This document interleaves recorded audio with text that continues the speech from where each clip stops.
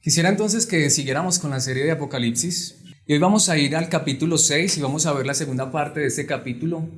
Así que vayamos a Apocalipsis capítulo 6 versículos 9 hasta el 17. Así que dice la palabra de Dios: Cuando el Cordero rompió el quinto sello, vi debajo del altar las almas de los que habían sufrido el martirio por causa de la palabra de Dios y por mantenerse fieles a su testimonio. Gritaban a gran voz: ¿Hasta cuándo, soberano Señor, santo y veraz, seguirás sin juzgar a los habitantes de la tierra y sin vengar nuestra muerte? Entonces cada uno de ellos recibió ropas blancas y se les dijo que esperaran un poco más, hasta que se completara el número de sus consiervos y hermanos que iban a sufrir el martirio como ellos. Vi que el Cordero rompió el sexto sello y se produjo un gran terremoto. El sol se oscureció como si se hubiera vestido de luto, la luna entera se tornó roja como la sangre, y las estrellas del firmamento cayeron sobre la tierra como caen los higos verdes de la higuera sacudida por el vendaval. El firmamento desapareció como cuando se enrolla un pergamino, y todas las montañas y las islas fueron removidas de su lugar. Los reyes de la tierra, los magnates, los jefes militares, los ricos, los poderosos y todos los demás, esclavos y libres, se escondieron en las cuevas y entre las peñas de las montañas. Todos gritaban a las montañas y a las peñas: caigan sobre nosotros y escóndannos de la mirada del que está sentado en el trono y de la ira del Cordero, porque ha llegado el gran día del castigo. ¿Quién podrá mantenerse en pie? Esta es la palabra de Dios. ¿Alguna vez a ustedes le han dicho esto? Les tengo dos noticias. ¿Sí? Sí. Yo siempre digo que sabemos más de dichos que de Biblia. No, mentiras, siempre es un chiste. ¿Alguna vez a ustedes le han dicho eso? Le tengo dos noticias, una buena y una mala. Pero ¿qué es lo que se pregunta luego? ¿Cuál quiere que le diga? ¿Y qué decimos? Algunos dicen la buena, otros dicen la mala. Aquí ya tenemos un problema. No les puedo preguntar porque unos me van a decir: díganme primero la buena y otra la mala. No. Les tengo dos noticias. Y no les voy a preguntar cuál quieren primero, sino que les voy a decir que primero les voy a dar la mala y después les voy a dar la buena. Sí, porque como les digo, primero pues es el orden de la enseñanza, así que no les podría preguntar. Pero ¿por qué les digo esto? Porque bueno, les voy a dar primero la mala. Y la noticia mala es el título de la enseñanza: la ira del Cordero. Algunos se tensionaron. La ira del Cordero. ¿Alguna vez has escuchado una enseñanza sobre la ira del Cordero? Es posible que sí la haya escuchado. Es posible que a usted le hayan hablado de la ira del Cordero.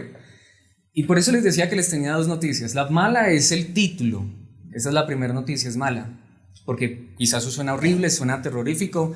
Quizá muchos de nosotros hemos escuchado ese tipo de noticias que son fuertes, pero viene la noticia buena, y es que esta no es una enseñanza de miedo ni de terror. El título es interesante, es importante porque nos muestra la verdad de lo que vamos a estar viendo en esta hora, pero la gran realidad es que la ira del Cordero es una verdad que enseña la Biblia y la vamos a estar viendo en esta hora, pero también es una verdad que es hermosa y es maravillosa para quienes por gracia hemos creído en Cristo Jesús. Así que no es una mala noticia como tal. Mala noticia porque quizá nos tensionamos, pero espero que se destensione y mejor veamos de qué nos habla la palabra de Dios, porque nos habla de la ira del Cordero. De hecho, el título sale del versículo 16. El versículo 16 habla de la ira del Cordero. Así que veamos lo que nos dice la palabra de Dios. Entonces, espero que, como les digo, no se tensionen acerca de ese título. Pero vamos a ver en nuestro pasaje 4 verdades importantes acerca de la ira del Cordero. ¿Por qué lo digo?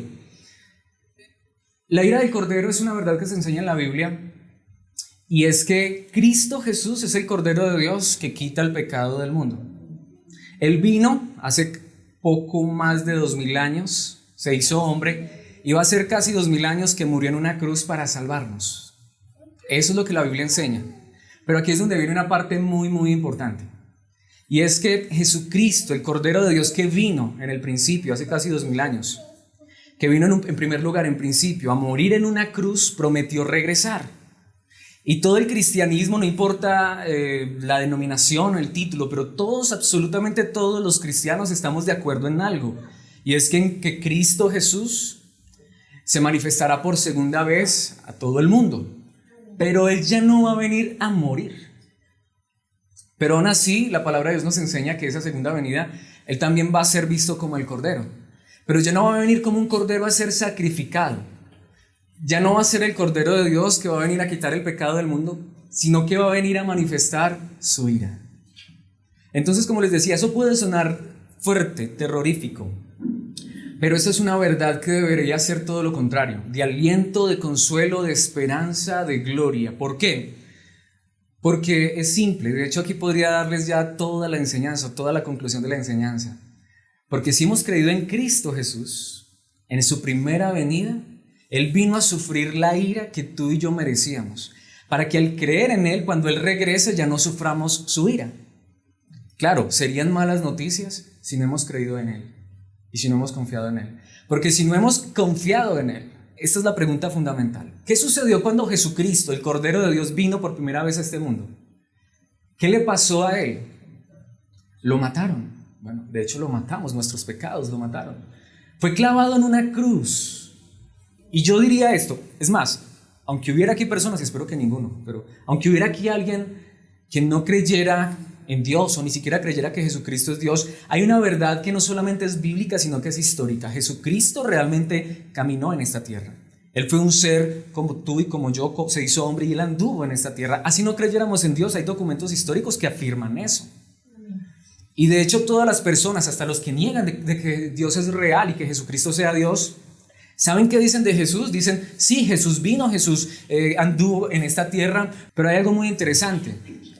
Él no es Dios, pero era un buen maestro. Es decir, no hay una sola persona en este mundo que no reconozca que Jesucristo fue una buena persona. Aunque obviamente eso no basta para que sea nuestro Salvador. Tenemos que reconocer que Él es Dios, Dios hecho hombre. Pero lo interesante es que si Jesucristo, en la primera vez que vino a este mundo, vino como Cordero, y Él vino y vivió una vida perfecta, ¿por qué murió? Bueno, la Biblia enseña y el cristianismo nos enseña, y creo que si somos cristianos creemos esto. Él murió por nuestros pecados. Él murió para absorber la ira que nosotros merecíamos. Él llevó sobre sus hombros el castigo que nuestros pecados merecían. Pero si no hemos creído en Él, eso nos deja frente a la pregunta más importante. Entonces, ¿qué merecemos tú y yo si no hemos creído en Cristo Jesús? Lo que le sucedió a Cristo Jesús la primera vez que Él vino a este mundo.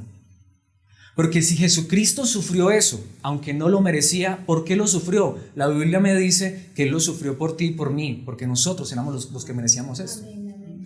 Pero si yo no creo en Él, esta es la gran realidad, eso es lo que yo merezco. Por eso cuando Jesucristo regrese por segunda vez, las personas que no han creído en Cristo no se enfrentarán a un cordero que viene a morir por ellos, sino un cordero que los va a enfrentar y les va a decir, ¿por qué no creyeron en mí? ¿Por qué es esto importante? Porque a veces se nos olvida esa gran verdad. El pecado más grande que puede cometer una persona, no es matar, aunque eso es grave, no estoy diciendo que eso esté bien. Pero el pecado más grande que puede cometer una persona no es matar. Y puede imaginarse cualquier otro pecado en este mundo, en esta vida. Y aunque hay pecados graves y horribles socialmente, el pecado más grande es no creer en Jesucristo. Porque aunque yo haya sido un asesino, si creo en Jesucristo, Él me salva. El apóstol Pablo, antes de ser el apóstol Pablo, era un asesino. Así de simple. El adulterio es terrible y no decimos que esté bien. Pero David fue un adúltero y Dios lo perdonó. Si nosotros vamos a la Biblia no es un libro de historias de buenos ejemplos. La Biblia no es un libro de historias de buenos ejemplos. Hay personas que se confunden con ello. Usted lee la Biblia y mayor aún en el Antiguo Testamento y usted lo que ve son malos ejemplos. Yo recuerdo que de niño me enseñaban eso, que la Biblia era un libro de historias de buenos ejemplos. Yo siempre tenía una pregunta. La mayoría de ustedes saben, y si no, yo crecí en un ambiente de iglesia, en escuela dominical. Y yo siempre me preguntaba, bueno, ¿será que yo puedo ser entonces como Sansón? Bueno, obviamente, ¿quién no quisiera ser como Sansón por su fuerza? Pero si usted lee la historia de Sansón, el tipo era un mujeriego. Ahora, ¿en serio yo quiero ser como David? Bueno, cuando voy a matar al gigante, yo quiero ser como David. Pero yo no quiero ser como David cuando va y se acuesta con la esposa de uno de sus soldados y después lo manda a matar. Yo no quiero ser como David. Lo hemos visto, sí, si vamos a hablar de la fe, pues bueno, qué bueno tener la fe de Abraham. Pero Abraham también era un mentiroso que hasta mandaba a su esposa que se fuera con otro. Entonces, mucha gente a veces se confunde con esto. No, la Biblia no es un libro de buenos ejemplos. La Biblia es un libro que nos muestra que todos somos pecadores, pero la diferencia es que hay uno que, siendo Dios, se hizo hombre, y aun como cuando fue como nosotros, Él fue el único que no cometió pecado. Por eso Él es el Cordero de Dios que quita el pecado del mundo. Por eso lo que les decía, el pecado más terrible que una persona puede cometer es, de hecho, hasta ser la mejor persona en este mundo y no creer en Jesucristo. Ahora, es importante esto porque, como les decía y como dice la palabra de Dios, habrá un día de la ira del Cordero. Habrá un día en que Jesucristo juzgará todas las cosas. ¿Por qué es importante esto? Por 4 razones fundamentales que nos enseña este pasaje, y es la que quiero que veamos a través de la palabra de Dios. Veremos el primer punto en el versículo 9. Y el primer punto que quiero que veamos es por la vindicación de los mártires. Versículo 9. Es necesario que haya un día de la ira del Cordero para que se manifieste la vindicación de los mártires. En primer lugar, quiero decir dar la definición de vindicación, porque quizá para alguien esa palabra sea desconocida. Vindicar significa defender a una persona que fue atacada injustamente. Y si hay una verdad que yo creo que todos podemos decir, es que vivimos en un mundo lleno de injusticia, ¿no es cierto? Constantemente nos preguntamos eso, pero ¿por qué tanta injusticia en este mundo? Pero aquí es donde viene lo más interesante. Si somos sinceros, a las personas que más se ataca injustamente, y a veces las noticias ni siquiera pasan estos reportes, es a los cristianos, a los verdaderos cristianos. ¿Saben por qué? Porque como hemos venido viendo y lo veíamos, por eso decía que está muy conectado con los sellos anteriores, la gran realidad que enseña la Biblia es que los cristianos son personas de carne y hueso, como todos, somos pecadores, fallamos, pero el verdadero deseo de un hijo de Dios, una persona que ha sido transformada y cambiada por el poder de Dios, sí es, aunque sea de manera imperfecta, vivir de manera diferente en este mundo. Los cristianos verdaderos, como lo hemos venido viendo a través de la palabra de Dios, no, ellos no son los que sacan el cuchillo o el puño, aunque en ocasiones podría ser que un cristiano, por sus impulsos, hiciera este tipo de cosas, pero no es su estilo de vida. Un verdadero cristiano podría ser que en una ira, una rabia, un momento de descontrol hasta ofenda, hiera o hasta mate a otro, pero esa persona sentirá profundamente el dolor en su corazón por lo que hizo. ¿Por qué? Porque su vida ha sido transformada y cambiada. Y él, más que querer ofender a los demás, más que querer hacerle daño a los demás, el deseo de un verdadero cristiano en su corazón es de hecho hacerle bien a los demás, porque él ha recibido el bien más grande, que es ser salvo por Cristo Jesús. Y su verdadero ejemplo, no son los personajes de la Biblia, es el verdadero personaje principal de la Biblia, Jesucristo. Los verdaderos cristianos quieren imitar a su Señor. Por eso lo hemos venido diciendo, cristiano no es el que se viste de cierta manera o carga una Biblia bajo el brazo y asiste a un lugar. Cristiano es aquel que ha recibido a Cristo en su corazón, que ha creído en Jesucristo y que quiere imitar a su Señor. Y la gran realidad es que la historia nos lo muestra y nuestras propias vidas lo pueden demostrar, que cuando nosotros lo que anhelamos y deseamos es vivir para la gloria de Dios y honrar a Dios y querer imitar a nuestro Señor Jesucristo, no ha de faltar quien quiera hacernos daño. La historia nos muestra que matan a los cristianos. De hecho, quiero decirlo, vamos a ver esto en el primer versículo, porque aunque muchos preguntan, ¿y quién ha regresado para que digan que haya vida después de la muerte? Bueno, Jesucristo lo hizo. Pero lo más importante aquí es que necesitamos reconocer que no solamente Él regresó, sino que Él está gobernando y Él está viendo cada acción que sucede en este mundo. Y la gran realidad es que el Evangelio no es que si crees en Jesucristo todos tus problemas van a desaparecer, sino que el Evangelio es que si crees en Jesucristo serás salvo, aunque haya que vivir problemas y dificultades en esta tierra. Veamos esto en el versículo 9, porque dice, cuando el Cordero, y siempre me encanta repetir esto, lo hemos venido viendo, Cristo es el Cordero y Él tiene esto en sus manos, en su control. Cuando el Cordero, quien es Jesucristo, rompió el 5º sello, vi debajo del altar. Este altar es una representación de lo que era en el Antiguo Testamento el altar del holocausto. En el Antiguo Testamento se ofrecían sacrificios en el altar. Si tú habías pecado, si habías cometido un pecado, habías ofendido a Dios, ¿qué hacías? Tomabas un cordero, lo llevabas al templo y el sacerdote lo sacrificaba, lo desangraba, lo quemaba en el altar y rociaba la sangre en la base del altar, en señal de que tú decías esto. Voy a poner ese ejemplo. Soy un pecador, ofendí a Dios, ¿cierto? ¿Qué merezco? Según la ley de Dios merezco morir. Pero Dios me ha dado el privilegio de traer una víctima, de traer un cordero, que es en representación mía y lo sacrificamos para que yo no sea el que tenga que morir. Es decir, alguien murió en lugar mío, ¿cierto?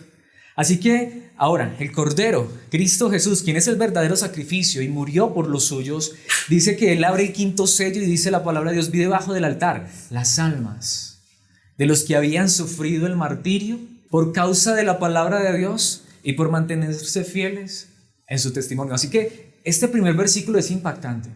La Biblia me enseña que si tú has creído en Cristo Jesús, eso no significa que en este lado, de este lado de la eternidad, o de este lado en la tierra, no haya dolor y sufrimiento. De hecho, aquí hay una gran realidad. Aunque en muchos lugares, a muchos lugares tú puedes ir y te prometen: cree en el Señor Jesucristo y no habrá ya más dolor, llanto ni sufrimiento en tu vida, todos tus problemas van a desaparecer. Yo quiero decirles, aunque eso suene bien, es mentira. Es mentira. De hecho, porque muchos lugares se llenan con este tipo de enseñanzas. Porque la mayoría, bueno, de hecho yo podría decir todo el mundo está experimentando este tipo de cosas. Pero contrario a esto, la palabra de Dios me enseña que si yo creo en Jesucristo, puede ser que Él solucione algunos de mis problemas, y de hecho Él lo hace. Y hasta sane algunas de mis enfermedades. Y sí, puede ser que mi vida tenga momentos, y no vamos a ser desagradecidos, momentos de refrigerio, de gozo, de alegría. Pero en la vida cristiana también hay dolor y sufrimiento. Eso es real. Y cuando nosotros queremos negar esa realidad, no solamente estamos predicando un evangelio falso, sino que le estamos quitando la verdadera esperanza que nos promete el evangelio. Y es que el dolor, la angustia, la enfermedad y aún la misma muerte desaparecerán, pero en la eternidad. Allá es donde esto desaparecerá. Si el evangelio sí te ofrece no solamente una vida libre de problemas y de dificultades y de enfermedad y de dolor, sino una vida de gloria. Pero el día que Jesucristo regrese, de este lado habrá dolor y sufrimiento. De hecho, allí la palabra literalmente para martirio en el idioma original no dice martirio. En el idioma original dice que son las almas de los que habían sido sacrificados. Porque también déjenme decirles, aunque esto también puede implicar la misma muerte, porque todavía están matando cristianos. Anoche en el estudio compartíamos con los hermanos un estudio de Open Doors, que es una institución que envía misioneros y que hace seguimiento a los cristianos, y aproximadamente, según las estadísticas, cada 3 horas están matando a un cristiano por su fe en Cristo Jesús. Quizá nosotros no nos damos cuenta, pero esto es real hasta el día de hoy. 10 cristianos aproximadamente diarios son encarcelados por su fe en Cristo Jesús. Esto es real en el día de hoy. Como les digo, es que a las noticias no les gusta pasar esto, porque a ellos no les interesa.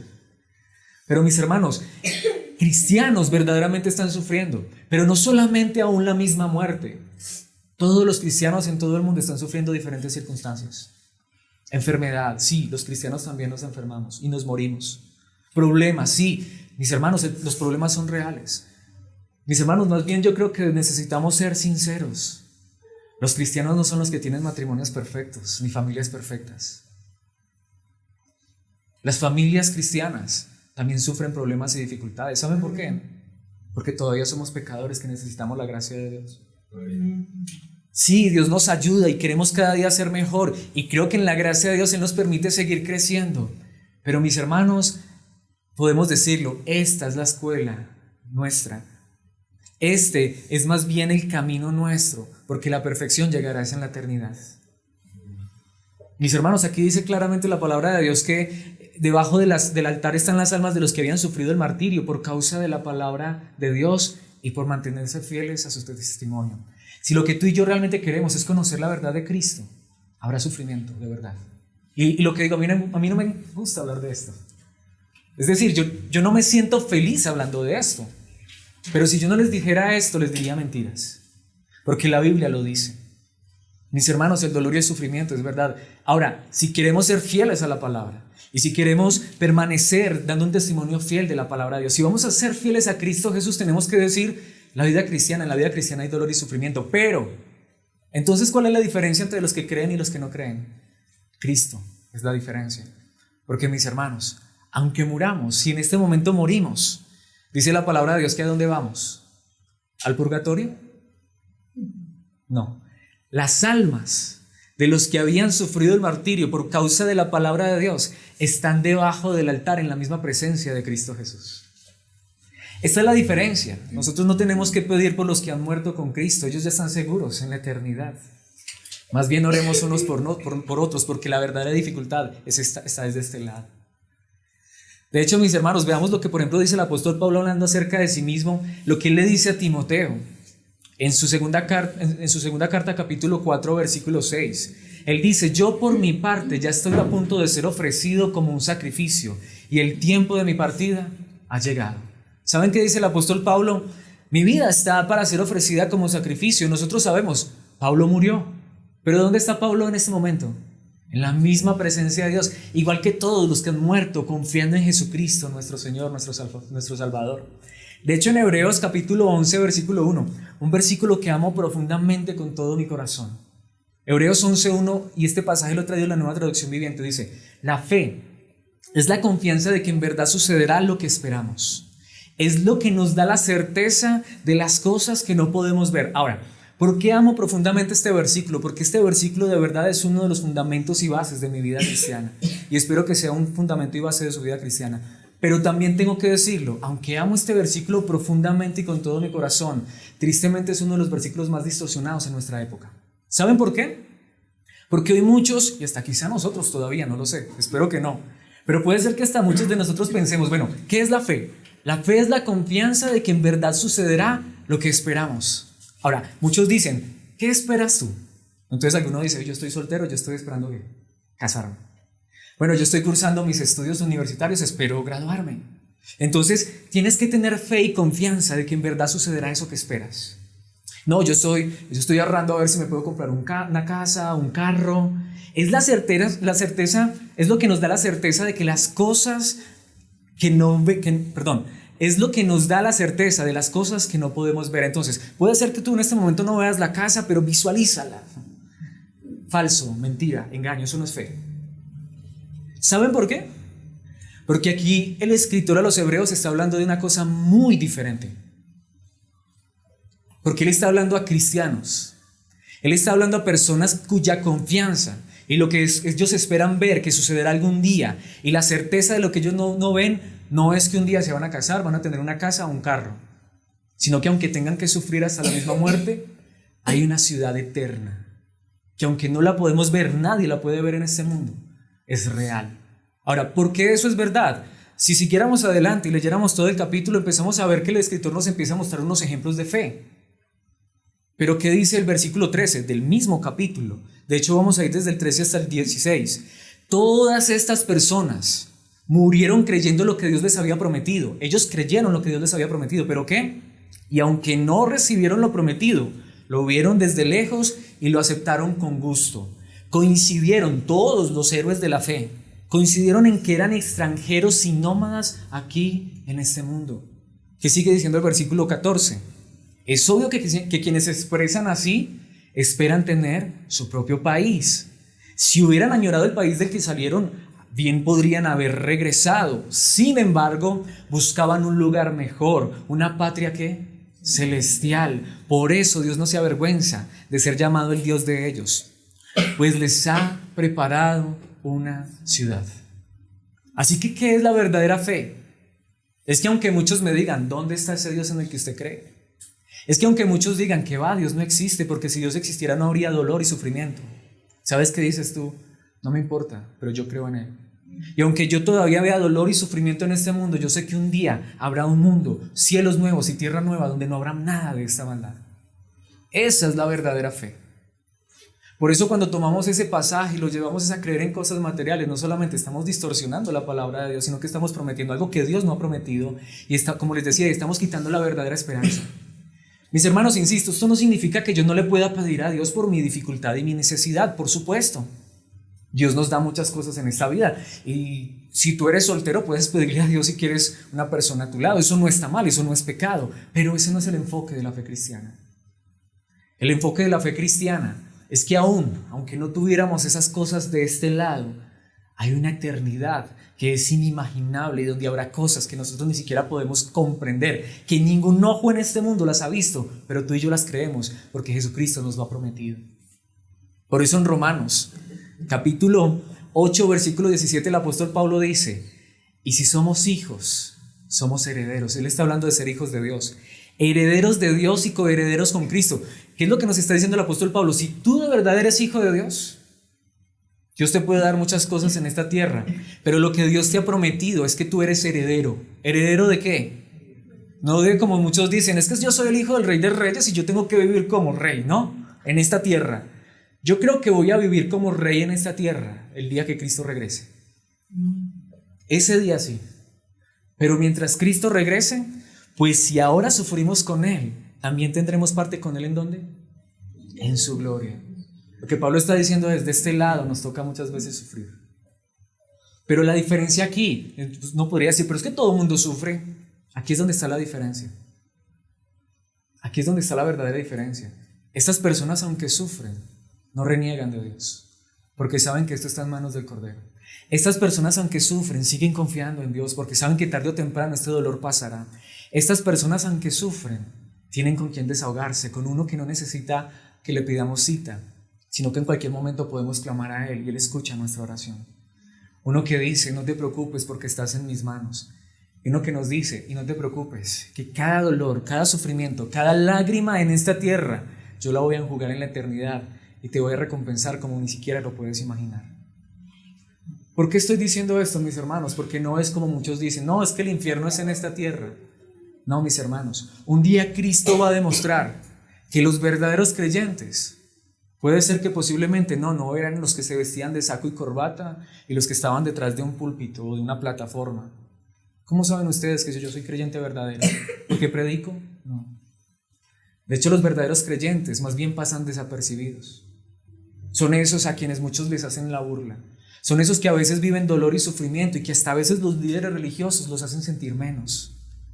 Pero no, mis hermanos, los verdaderos creyentes son los que han puesto su fe en Jesucristo y saben que un día su recompensa está en el reino de los cielos, en la eternidad. ¿Saben por qué?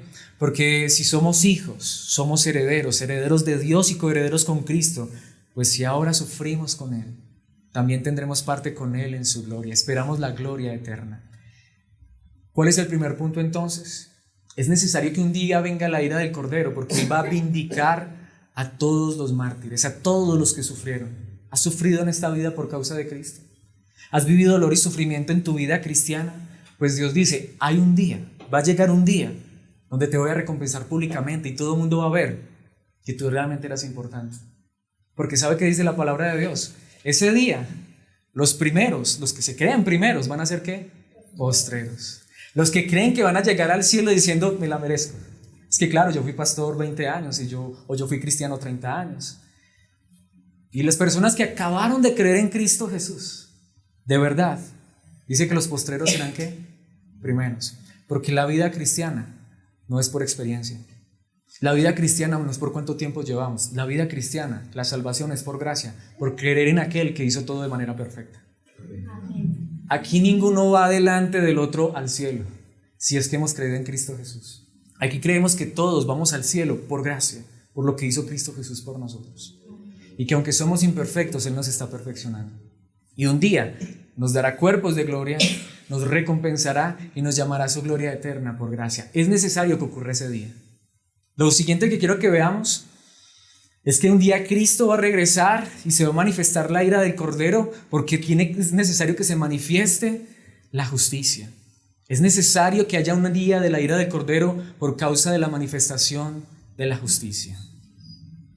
La pregunta que hacía ahora, que muchos hacen, quizá nosotros la hemos hecho y espero que si la hemos hecho nos hayamos arrepentido, y la que seguramente escuchamos constantemente, la quiero volver a repetir.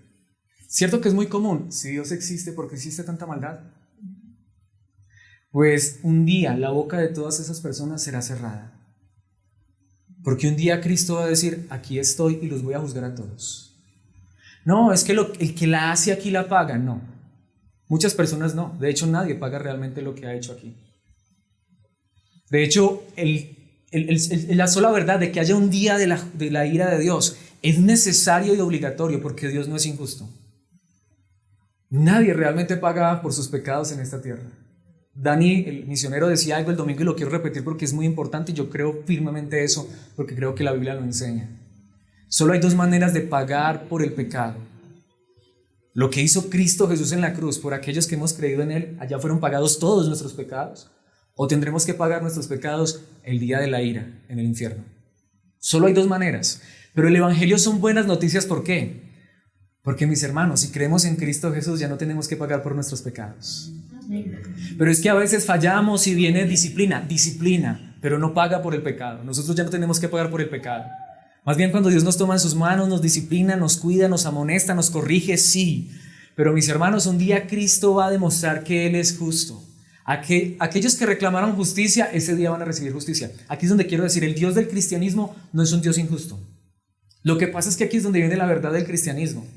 En Cristo Jesús, en Dios verdaderamente, solo podemos exigir dos cosas o pedir dos cosas. Y a mí me encanta esto. Esta es una de las verdades que más amo de la palabra de Dios. Delante de Dios, tú y yo solo nos podemos presentar de dos maneras. Pidiendo justicia. No sé quién quiere que Dios le haga justicia. O misericordia, gracia. Porque, mis hermanos, un día podemos llegar delante de Dios y decirle: Dios, aquí estoy, júzgame, según mi justicia. Y eso es lo que mucha gente espera llegar a hacer en el cielo. Mucha gente espera llegar al cielo con una bolsa. Bueno, le toca llegar con dos bolsas. Una bolsa llena de buenas obras y otra de malas obras. Y colocarlas en una balanza a ver cuál pesa más. Eso es lo que enseña la religión. De hecho, todas las religiones del mundo enseñan eso, sea la religión que sea. Tú tienes que hacer más cosas buenas, ¿cierto? A ver qué pesa más. Eso es religión. Y tristemente a veces eso se enseña desde el cristianismo, pero eso no es cierto. Eso no es cierto. Porque aunque yo trate de ser la mejor persona en este mundo, como les decía al principio, miremos los héroes de la fe. ¿Realmente hicieron todo bueno? Este es el problema. Si yo llegara al cielo con una bolsa llena de buenas obras y otra con las malas obras, yo estoy convencido de algo. Por más buenas obras que tenga, Dios, que hasta conoce mis pensamientos, al final van a pesar más las malas obras. Pero qué diferente es cuando nosotros le decimos: Señor, yo no quiero pedirte justicia, yo quiero pedirte gracia. Más bien yo reconozco, como el publicano de Lucas 17, que soy pecador. Y mejor, Señor, si tú me pagas conforme lo que yo he hecho, yo sé que mereceré tu ira, tu justicia, pero ten compasión de mí, ten misericordia de mí. ¿Y sabe qué dice la palabra de Dios? Es a ellos, a los que se humillan, a los que reconocen que no tienen nada de sus manos, que Cristo toma esas malas obras de ellos. Él se las puso sobre sí y las clavó en la cruz. ¿Y sabe qué hace Jesucristo? Te regala sus obras. Por eso la diferencia del cristianismo es que llegamos al cielo no con nuestras obras, no con nuestra propia justicia, sino con la justicia de Jesucristo. Pero a los que no quieren eso, Él les dice: está bien, yo les voy a hacer justicia. Mis hermanos, Dios un día va a demostrar que Él no es injusto con nadie. Pero insisto, espero que tú y yo no vayamos a llegar al cielo reclamando justicia, porque esto no es por justicia, esto es por gracia. Esto es por gracia. Pero un día Dios demostrará una y la otra. Un día Dios va a tomar a toda la raza humana, todos los que han nacido, los que nacieron, han nacido y están por nacer, y a todos los va a colocar delante de Él, y a uno los va a tomar a su derecha y a otros a su izquierda. ¿Quiénes son los que va a tomar a su derecha? ¿Los que va a llevar al cielo? A los que quieren recibir la gracia. ¿A los demás qué les va a decir? ¿Les va a pagar injustamente? No. Les va a decir: ok, ahora ustedes y yo nos los vamos a arreglar, vamos a ser justos. Y eso es necesario que se efectúe. Porque insisto, aquellos que preguntan: ¿dónde está el Dios de justicia? Un día lo verán, pero prefiramos nosotros el Dios de gracia. Por eso dice el versículo 10: gritaban a gran voz, estas personas, las almas que están en la eternidad: ¿hasta cuándo? Y allí viene: soberano Señor. Porque Dios es soberano. Ahora, no solamente Dios es soberano, Él es santo. Soberano Señor, santo y veraz. Dice: seguirás, y allí viene la palabra, sin juzgar a los habitantes de la tierra y sin vengar nuestra muerte. Yo quisiera que nos hiciéramos esta pregunta. Insisto, imaginémonos que vamos a llegar al cielo con nuestras buenas obras y nuestras malas obras, una en una mano y otra en la otra. ¿Creen ustedes que si así fuera, alguien se podría presentar y decir algo malo de nosotros? Yo no sé de ustedes, pero de mí sí, porque yo le he fallado a muchas personas. Es más, yo le he fallado a las personas que más amo en mi vida. Les he fallado tantas veces. Y seguramente que muchos por ahí tendrán que decir muchas cosas malas que yo he hecho y que seguramente, y aunque no quisiera, podría llegar a hacer. Pero ¿qué tal si Jesucristo apareciera allí y dijera: pero no, es que yo pagué por esos pecados, así que esa persona no la puedes acusar? Pero ¿qué tal si Jesucristo no es mi abogado? Esto es lo que están pidiendo estas personas. Lo que estas personas están diciendo es: Señor, Tú eres santo, tú eres soberano, tú estás por sobre todo, tú dices la verdad, tú prometiste que un día ibas a juzgar, pero notemos que estas almas son de los que han muerto, están ya en la eternidad. Aún así, ellos todavía están esperando que haya un día en que todos los que le hicieron daño a ellos sean juzgados. Y sí, ellos están pidiendo venganza, pero no es una venganza de las que toman el mundo, que es una venganza mala, porque la venganza que ellos están pidiendo es justicia. Señor, ¿hasta cuándo va a pasar esto? Pero, ¿qué es lo interesante, mis hermanos? Ellos también reconocen que un día Jesucristo hará justicia. Mi pregunta es esa: ¿Jesucristo un día hará justicia? ¿Tú lo crees? Un día Él va a juzgar a todas las personas. Él un día va a juzgar a todas las personas. En Números 14, versículo 18 dice la palabra de Dios. Este pasaje también está en la Nueva Traducción Viviente. El Señor es lento para enojarse y está lleno de amor inagotable y perdona toda clase de pecado y rebelión. Ese es nuestro Dios. Pero también dice, pero no absuelve al culpable. Él extiende los pecados de los padres sobre sus hijos, toda la familia se ve afectada, hasta los hijos de la tercera y la cuarta generación. Así que aquí viene una pregunta. Si Dios no absuelve al culpable, es decir, si Dios no da por inocente al culpable, si somos sinceros, ¿será que no somos culpables de pecado? Yo creo que desde la persona más pequeña que esté aquí con nosotros, me refiero a edad, hasta el que tenga más edad, y no quiero preguntar quién es, sino que, en otras palabras, sin excepción alguna, creo que de todos los que están aquí conmigo, yo creo que tenemos que reconocer que hemos pecado, que hemos fallado. Pero dice la palabra de Dios que Dios no nos va a dar por inocentes. Tenemos un problema. ¿Cómo resolvemos ese problema? Alguien pagó por nosotros. Esa es la diferencia. Yo siempre coloco este ejemplo. Imaginémonos que yo debo una deuda impagable para mí, 100 millones de pesos. Bueno, si sea 1 millón de pesos es impagable, pero voy a exagerar, 100 millones de pesos. Yo no tengo con qué pagar 100 millones de pesos ahora, ¿cierto? Imaginémonos que alguien viene y los paga por mí. ¿Creen ustedes que sería justo si a quien yo le debía los 100 millones de pesos ahora vuelve y me cobra? ¿Cierto que no? No, porque ya alguien pagó. Ese es el punto. Dios no va a dar por inocente al culpable. Pero ¿por qué nos va a declarar inocentes a ti y a mí? Porque su Hijo pagó por ti y por mí en la cruz por nuestros pecados. Esa es la verdad. Por eso es hermoso, es necesario que haya un día de justicia. En el Salmos capítulo 45, versículo 6 dice: tu trono, oh Dios, permanece para siempre, el cetro de tu reino es un cetro de justicia. Así que está la gran realidad, es necesario que un día Dios demuestre que Él es justo, delante de todas las personas. Es necesario que Él un día nos declare a ti y a mí justos delante de todas las personas, justos por la obra de Cristo Jesús. Y es necesario que Él juzgue a los que prefirieron decir, pero yo me voy a presentar con mis propias obras. Es necesario ello. En Romanos 12:9 dice el apóstol Pablo: no tomen venganza, hermanos míos, sino dejen el castigo en las manos de Dios, porque está escrito: mía es la venganza, yo pagaré, dice el Señor. Esta es la verdad del cristianismo.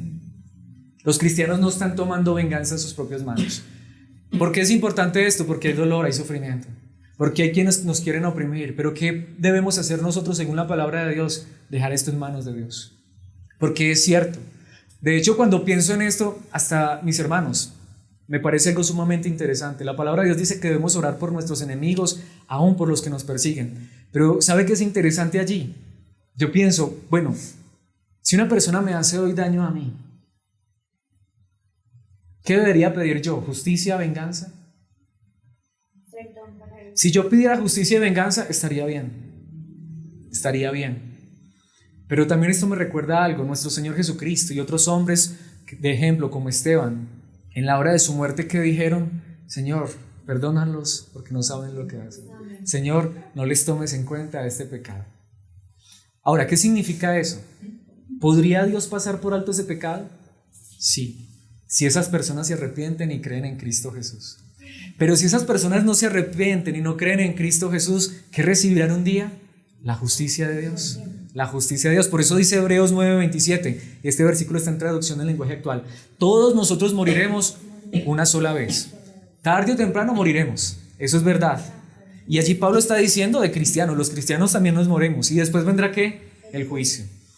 Y es el hecho de que muchas veces esto aterroriza a las personas, aún tristemente a los cristianos. ¿Por qué nos puede aterrorizar a nosotros que un día tendremos que enfrentar la justicia divina? Puede suceder por dos cosas: o porque no tengamos claro el evangelio, o porque no seamos cristianos verdaderos. ¿Por qué? Porque si yo no soy cristiano verdadero, tengo que temer el día del juicio. Pero si yo he creído en Cristo Jesús, puede ser que tenga miedo porque no he entendido lo que la palabra de Dios me enseña. Porque cuando yo entiendo que, insisto, aunque sé que voy a enfrentar un juicio, allí estará Cristo Jesús defendiendo mi causa, entonces no tengo temor. Porque Él pagó por mis pecados. Y alguien podría decir, pero es que yo no sé qué voy a decir ese día. No te preocupes, Cristo estará a tu lado defendiéndote, Él será tu abogado. Mis hermanos, Él nos ha tomado en sus manos. Él murió por nosotros en la cruz del Calvario. ¿Será que nos va a dejar el día del juicio solos? ¿Será que Él nos va a decir, no los conozco? Bueno, si no hemos creído en Él, sí. Porque Él sabe quién ha creído en Él. Por eso muchos en aquel día le dirán, Señor, Señor. Y Él que les va a decir, un momentico, yo no los conozco. Ay, ahí sí, cierto.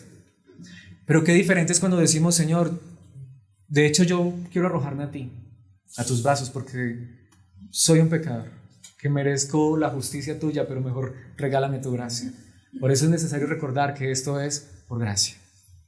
En Apocalipsis 20:12 dice, vi también a los muertos, grandes y pequeños. Cuando dice grandes y pequeños, se está refiriendo a los fuertes, a los poderosos o a los más insignificantes humanamente hablando, de pie delante del trono. Y allí está, este versículo es hermoso. Se abrieron unos libros y luego otro, que es el libro de la vida. Los muertos fueron juzgados según lo que habían hecho, conforme a lo que estaba escrito en los libros. ¿Por qué digo que este versículo es hermoso si lo entendemos a la luz del Evangelio? Todo, absolutamente todo, hasta el más mínimo detalle de lo que tú y yo hacemos y toda la raza humana hace, cada día está siendo anotado en libros. Porque un día entonces van a ser abiertos los libros y, a ver, ¿cómo quieres ser juzgado? ¿Según los libros o según el libro de la vida del Cordero? Porque en el libro de la vida del Cordero están apuntados aquellos por quienes Cristo murió, aquellos quienes dijeron, yo no quiero ser juzgado según mi propia justicia, yo quiero confiar en Jesucristo. Por eso lo decimos y lo repetimos, no es una nueva religión, es creer en Jesucristo nuestro Señor, es saber que Él es todo para nosotros, Él es nuestro Dios, nuestro Señor, nuestro Salvador. Y el tercer punto que veremos en el versículo 11 es la esperanza del Evangelio. Es necesario que haya un día de la ira del Cordero para que se manifieste esto por causa de la esperanza del Evangelio.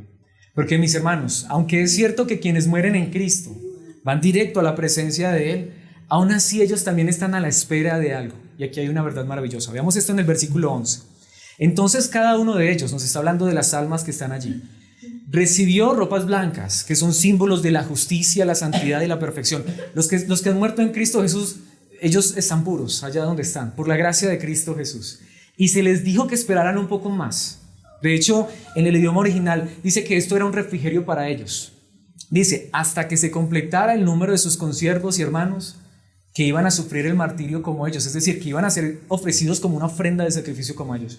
Ahora, me encanta esto. ¿Qué nos está diciendo allí la palabra de Dios? Es una verdad maravillosa. ¿Cristo ya regresó?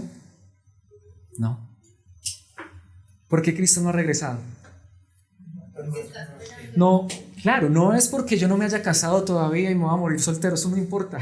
No es porque yo todavía no he terminado la universidad. Recuerdo que alguna vez una persona me decía eso, ay no, que Cristo no venga porque no me he casado y voy a la mitad de la universidad. Mis hermanos, si Cristo regresara hoy, eso es mejor que la universidad y 1000 matrimonios. Aunque no estoy diciendo que esas cosas sean malas, claro, no. Está bien si se quiere casar, cásese, si quiere la carrera está bien, la casa está bien, esas cosas son buenas, no son malas. Pero mis hermanos, ¿realmente saben por qué Cristo no ha venido? No es porque el hermano no ha terminado su carrera o no se ha casado. Cristo no ha venido porque todavía es necesario que muchos sean salvos. Dios sigue salvando a muchos. Porque a ellos se les dice, un momento, sí, hay un día de la ira, pero esperen. ¿Por qué? Porque es necesario que se complete el número. Yo no sé cuántos son salvos. Yo no sé cuántos faltan para ser salvos. Eso lo sabe Dios. ¿Sabe qué nos dice Dios? Pero el propósito por el cual ustedes todavía están allá es para que ustedes se unan a esas almas que están ya en la eternidad. ¿Por qué esas personas están en la eternidad? Ya pasaron a la eternidad. ¿Cómo pasaron? Como mártires, como sacrificio. ¿Por qué? Porque fueron fieles a la palabra, porque vivieron conforme a la verdad. Y eso es lo que Cristo está haciendo y quiere hacer de ti y de mí. Personas que mientras llegamos a la eternidad seamos luz en medio de la oscuridad. Vivamos vidas confiadas en Cristo Jesús nuestro Salvador y que podamos invitar a otros, más que a un lugar, más que a una iglesia, más que a una religión, a vivir para Jesucristo nuestro Salvador. Amén. Mis hermanos, aún los que están en la eternidad también están esperando eso. Pero aquí es donde viene mi pregunta. ¿Entendemos nosotros esto, mis hermanos? Mientras estemos de este lado, hay que sufrir, hay dificultades. Y muchas veces tendremos que ser tratados como mártires. Como les digo, no necesariamente tiene que ser que nos maten a cuchillo o a espada. No, puede ser, mis hermanos, lo que muchas veces vivimos, dolor y sufrimiento en este mundo. Hasta que llegue el momento de la eternidad. Porque en Romanos capítulo 2, versículos 4 al 8 en traducción al lenguaje actual dice: Dios es muy bueno y tiene mucha paciencia y soporta todo lo malo que ustedes hacen. ¿De quién está hablando allí el apóstol Pablo? De personas que no han creído en Cristo Jesús. Si Cristo viniera hoy, y qué rico que fuera que viniera, pero también hay una realidad. Si Cristo viniera hoy, en este mismo instante, ¿qué pasaría con nuestros hermanos, familia, amigos, vecinos que no han creído en Cristo? Se perderían si no han creído en Cristo. Insistimos, no porque no estén aquí, donde quiera que estén, en cualquier lugar donde Cristo sea el centro, allí hay salvación. Sí, porque somos salvos es por Cristo, no por estar en un lugar. Pero la mayoría de nuestra familia no conoce a Cristo verdaderamente. Dice: Dios es muy bueno y tiene mucha paciencia y soporta todo lo malo que ustedes hacen. Pero no vayan a pensar que lo que hacen no tiene importancia. Lo que está diciendo es: vivamos como quiera. No, Dios los trata con bondad para que se arrepientan de su maldad. ¿Sabe por qué Cristo no ha venido a destruir este mundo de maldad? Porque Él quiere que muchos se arrepientan. ¿Qué hubiese sido de nosotros unos años atrás si Cristo hubiera venido? Dice el versículo 5: pero si insisten en desobedecerlo y no se arrepienten, harán que Dios les aumente el castigo. Llegará el día del juicio final. Eso es real, cuando Dios juzgará a todos y muy enojado los castigará a ustedes. Porque Dios le dará a cada uno lo que se merece. Dice el versículo 7: a los que hicieron lo bueno con la esperanza de recibir de parte de Dios reconocimiento, honor y vida eterna, Dios los dejará vivir para siempre con Él. Esa es la esperanza cristiana. Pero a los egoístas y malvados y que no quieren hacer lo bueno, los castigará con todo su enojo. Eso es verdad. Pero ¿es esto una mala noticia? Es una buena noticia por dos razones. Si tú y yo hemos creído en Cristo Jesús, somos salvos por gracia. Amén. Y Cristo no ha venido, así que todavía podemos compartir la verdad de Cristo con nuestros hermanos, familiares y amigos. Por eso el apóstol Pedro lo dice de esta manera, 2 de Pedro 3:15: tengan presente que la paciencia de nuestro Señor significa salvación. Y Él está hablando de esto. Porque Cristo no ha venido, porque Él es paciente. ¿Qué significa eso? Salvación. Tal como les escribió también nuestro querido hermano Pablo con la sabiduría que Dios le dio. Si Cristo no ha venido, insisto, no es porque Él todavía quiera que yo experimente muchas cosas buenas en esta vida, porque lo verdadero bueno está en la eternidad. Es porque Él quiere que muchos sean salvos y lleguen al conocimiento de la verdad. Por eso en 1 Corintios 1:21, nueva traducción viviente, dice el apóstol Pablo: ya que Dios en su sabiduría se aseguró de que el mundo nunca lo conociera por medio de la sabiduría humana. Entendamos esto, mis hermanos. Las personas no llegan a conocer de Cristo porque sean muy sabios, muy inteligentes, sino por la gracia de Dios. Dice: usó nuestra predicación ridícula para salvar a los que creen. Esa ridícula está entre comillas. ¿Por qué? Porque para muchos esto es una locura. Esto de creer de que de verdad Dios un día va a venir y que va a hacer un juicio, que va, dicen muchos, no. Eso son puras tonterías.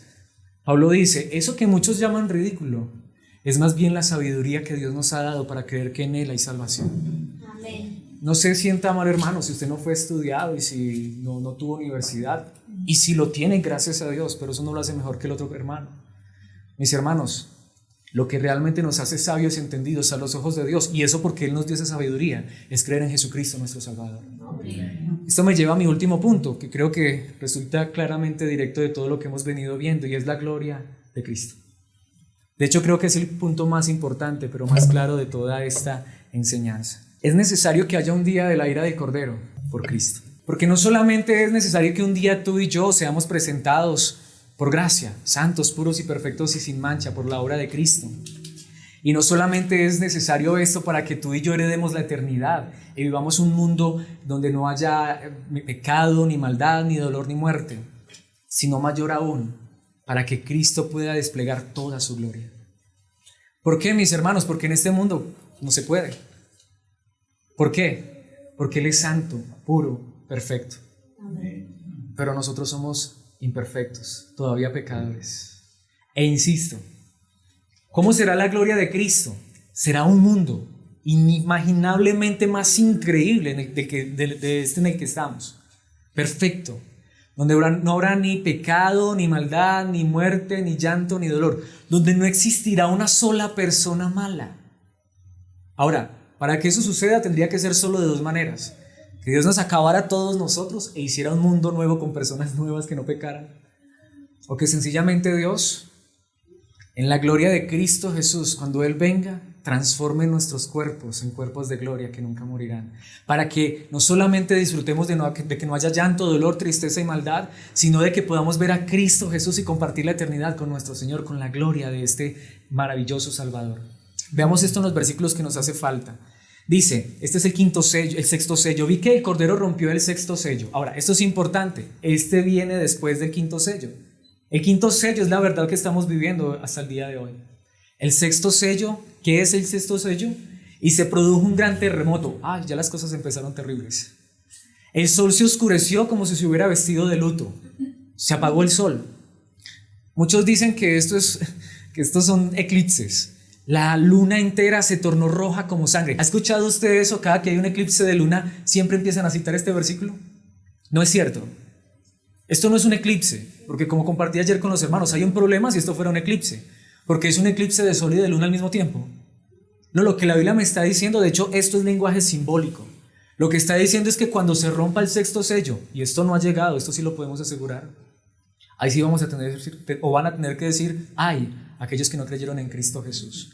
Lo que significa es que ya no habrá esperanza, ya no habrá luz, ya no habrá a dónde correr. De hecho, sigue diciéndolo el versículo 13. Y las estrellas del firmamento cayeron sobre la tierra. Y, insisto, mucha gente dice, sí, la Biblia es mentira.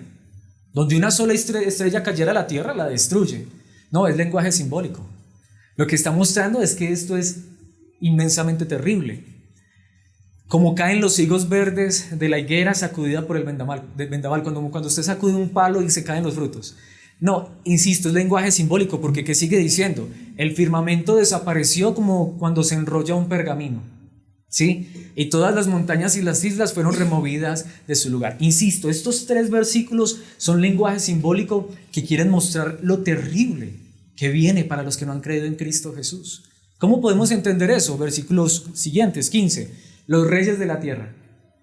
Los reyes de la tierra un día tendrán que darle cuentas a Dios. Los magnates. Esos que se enriquecen le tendrán que dar cuentas a Dios. Esto no es por ser rico o pobre. Los jefes militares.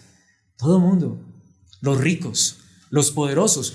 Pero no solamente ellos. Y todos los demás. Esclavos y libres. ¿Saben por qué, mis hermanos? Porque los que hacen pecado no solo son los ricos. Los pobres también. Y miren qué dice allí, se escondieron en las cuevas y entre las peñas de las montañas. Por eso les digo que los versículos anteriores son simbólicos, porque el versículo 13 nos decía que desaparecieron las montañas. Es simbólico porque ahorita ellos se están escondiendo ¿en dónde? En las cuevas de las montañas. Es solo lenguaje simbólico. Ahora, esto es interesante. Ahora sí Cristo ha regresado. Ahora sí Cristo ha regresado. ¿Y sabe qué dice la palabra de Dios? Que estas personas no dijeron, sí, Cristo, me quiero ir contigo. ¿Qué hicieron ellos? Corrieron y se escondieron. No es como muchos han dicho, no sé si usted ha escuchado eso, no, yo me pego de la pata de mi hermanita, de mi abuelito, de mi tío y me voy con él porque... No, al contrario, si Cristo regresa hoy, de hecho en ese momento voy a tener conciencia clara de quién es Él. Y más que decir, ahora sí creo en ti, si yo no he creído en Cristo, ¿sabe qué voy a querer? Lo que dice el versículo 16, todos gritaban a las montañas y a las peñas, caigan sobre nosotros y escóndannos de la mirada del que está sentado en el trono y de la ira del Cordero. ¿Por qué? Porque ha llegado el día del castigo. De hecho, en el idioma original dice, ha llegado el gran día de su juicio. ¿Quién podrá mantenerse en pie?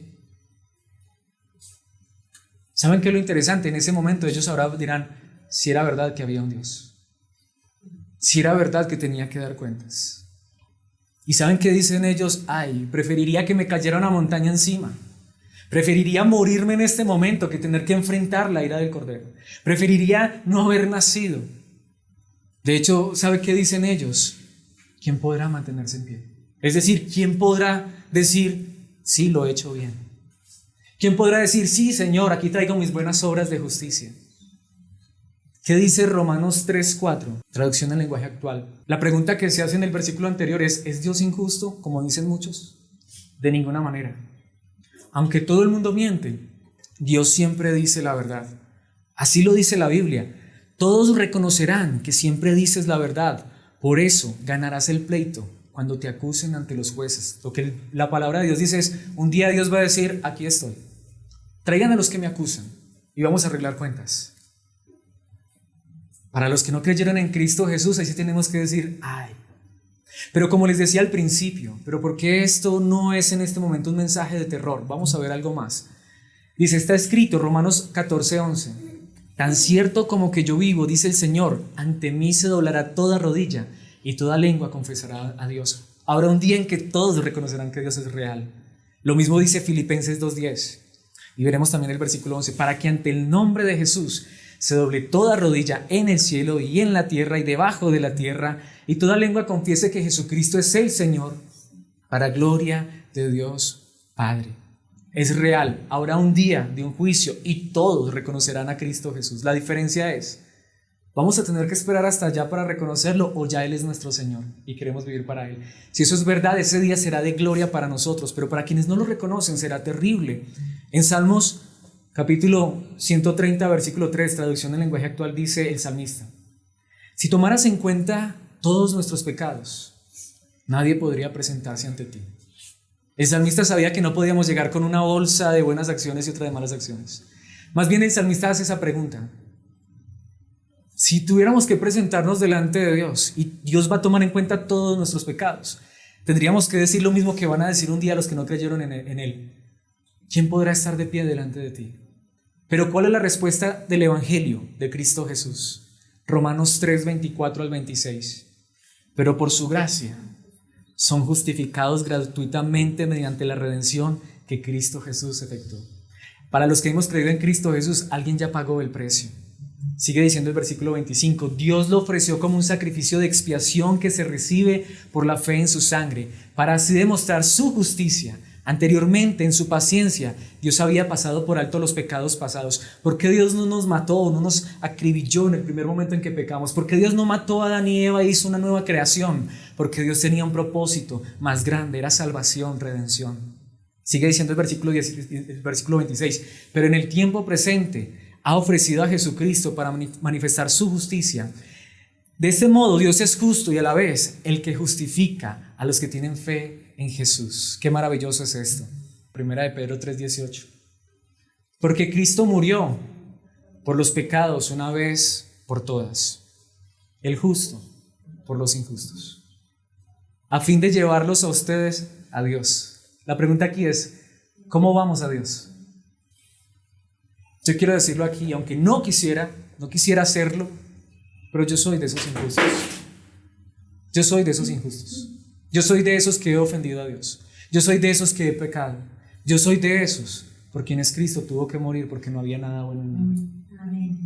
Para llevarme a salvo a Dios. Él sufrió la muerte en su cuerpo, pero el Espíritu hizo que volviera a vivir.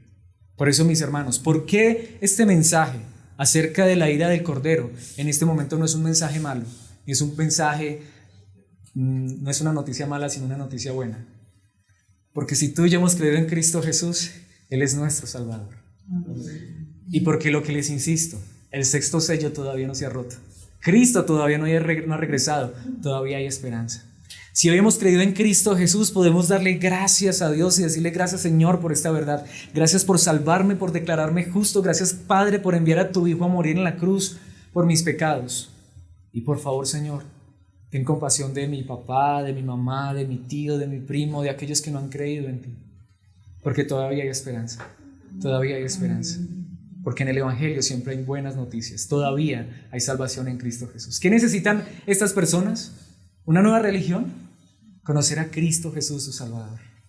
¿Lo has conocido? Dale gracias a Dios por Él. Si hubiera en esta hora alguien que no lo conociera, no lo sé, Dios lo sabe, espero que no, pero si alguien no lo conociera, ¿qué tendría que hacer? Decirle, Cristo Jesús, sé que un día habrá una ira, tú vendrás con ira, pero hoy tú me estás extendiendo tu mano de gracia, sálvame. Quiero vivir para ti, quiero ser parte de los tuyos. ¿Quieres tú ser parte de Cristo Jesús o eres tú parte de Cristo Jesús? Es solamente por gracia, por creer en Él. Oramos a Dios por esta verdad maravillosa. Padre celestial, eterno Dios, te agradecemos en esta hora por tu palabra. Gracias por llevarnos a entender a través de esta verdad que es necesario, sí, que haya un día de ira. Pero gracias porque Cristo, tú ya viniste a morir por nuestros pecados. Y en este preciso momento no nos estás hablando de ira, no, en este momento nos estás hablando de gracia. Tu mano de misericordia todavía está extendida y te agradecemos infinitamente por haber extendido esa mano a nuestras vidas. No lo merecíamos. Gracias, Cristo Jesús, por tomarnos en tus manos y llevarnos seguros a la eternidad. Gracias por recordarnos que un día es cuando recibiremos la recompensa, que un día es cuando recibiremos la herencia, que realmente el dolor y el sufrimiento desaparecerán cuando tú regreses en gloria.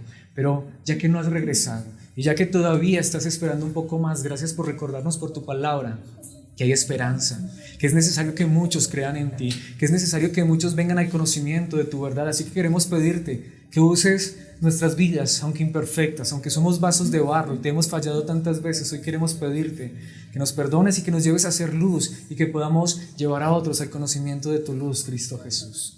Gracias en esta hora por este tiempo en tu palabra. Gracias por permitirnos estar en este lugar escuchando tu voz. Bendice a mis hermanos con esta verdad maravillosa y que tú seas confirmándoles esa gracia maravillosa que tú has regalado hacia ellos, hacia nosotros, Señor, por tu obra en la cruz, nuestro Salvador. Gracias por este tiempo y que tu gracia, tu bendición, tu paz esté con nosotros hasta el final por medio de tu Espíritu y la verdad de tu palabra en Cristo Jesús. Amén y amén.